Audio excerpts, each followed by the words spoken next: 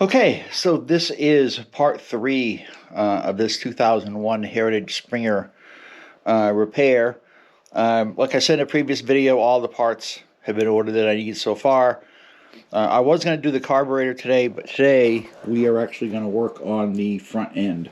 We're going to take the tire off, fender off, and we're going to adjust the rockers. I don't know if I'll get to the head bearing today, but I want to at least get the tire off and get these rockers done. I'm using this jack, which is fine. It's a Sears professional jack. It holds 1,500 pounds. I have used it in the past. I'm not a big fan of these jacks just because the bike is unstable, you know, front to back. So I've got it kind of on the ground right now. I'm going to try to loosen up as much as I can without actually jacking it up. And then once I get the tire out, I'm going to lower it down, you know, so the back tire touches. So let's start off with this. Okay, so the first thing we're going to do is we're going to take the caliper off and, you know, take these off. These just screw on, but you can, I don't know if you can see, let me see if I can get the camera in on here, if you can see that. Let me tilt it up a bit. If you see on here it's all like dinged up.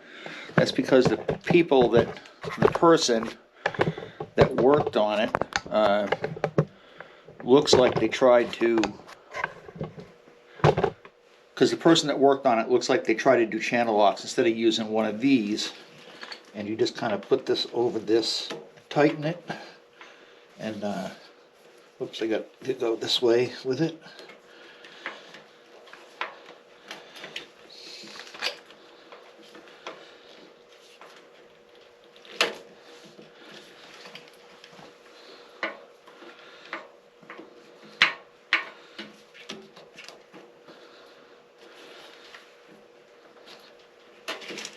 And it just twists off. So this one's going to have to be replaced. You can see it. It's all like dinged up, so I'm going to replace that.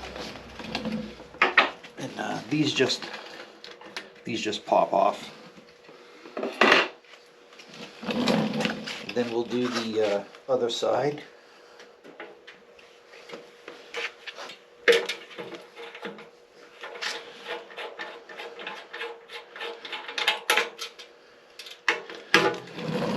That off.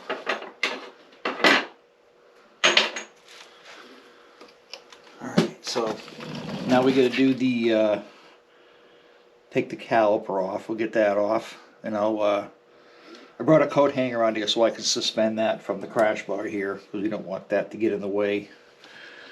And then we'll look at getting the tire out. I'll have to jack it up pretty high to get the tire out, but I wanted to do all this stuff first, just to kind of get it out of the way. Okay, so let's get this off. So we'll pull this pin out. So I bought a new digital torque wrench yesterday. So I'll do a review of that, you know, when I'm all done. Let me see if I can get this out without.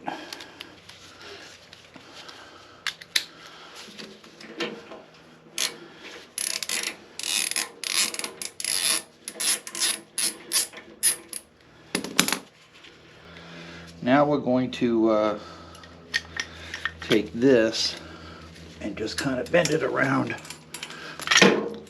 the crash bar, so it's not putting any strain on the hose. Okay, so now we have to we're gonna have to jack the actually, can I take that off? This right here is a bracket I'm gonna have to replace. It's got rust on it, and I gotta pull this pin out. This is my screwdriver. Okay. So let me see, what do we gotta take next? I gotta pull this pin out. Doesn't even look like it was hardly in there.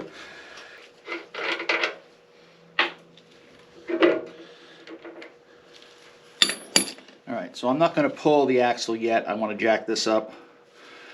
And I want to make sure that I don't scratch this fender. So we're going to, where is it? What did I do with it? We'll stick this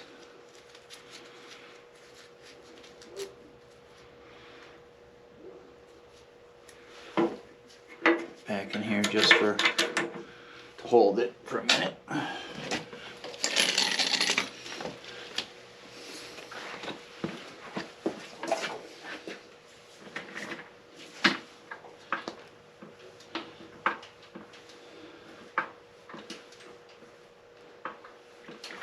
I was never really too keen on these type of jacks. I just feel that they're, you know, a little unstable. But all right, so it's at the first stop. Is that going to be enough? I don't think so. I think we got to get it all the way up. Second stop.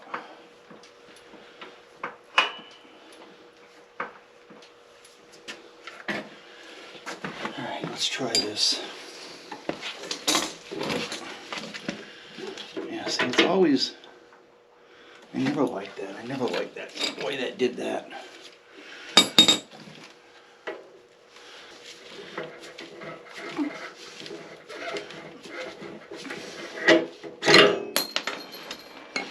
Alright, so we got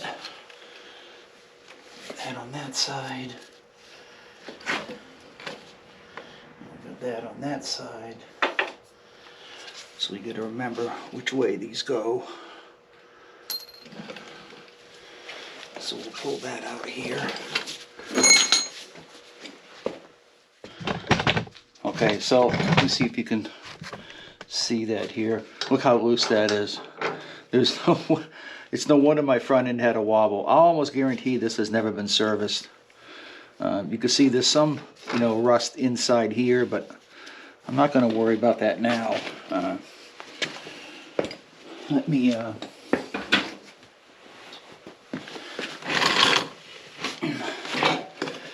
look at that flopping around. That should not be like that.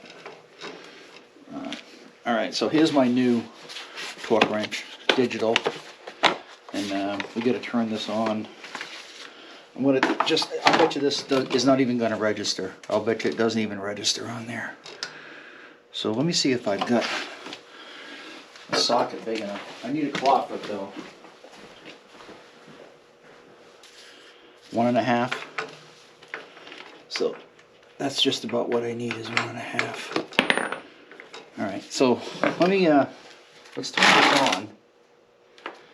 Now let's see. It's not going to register. I almost guarantee it's not going to register. I need my adapter. Yeah, I bet this is not even going to register on the torque wrench.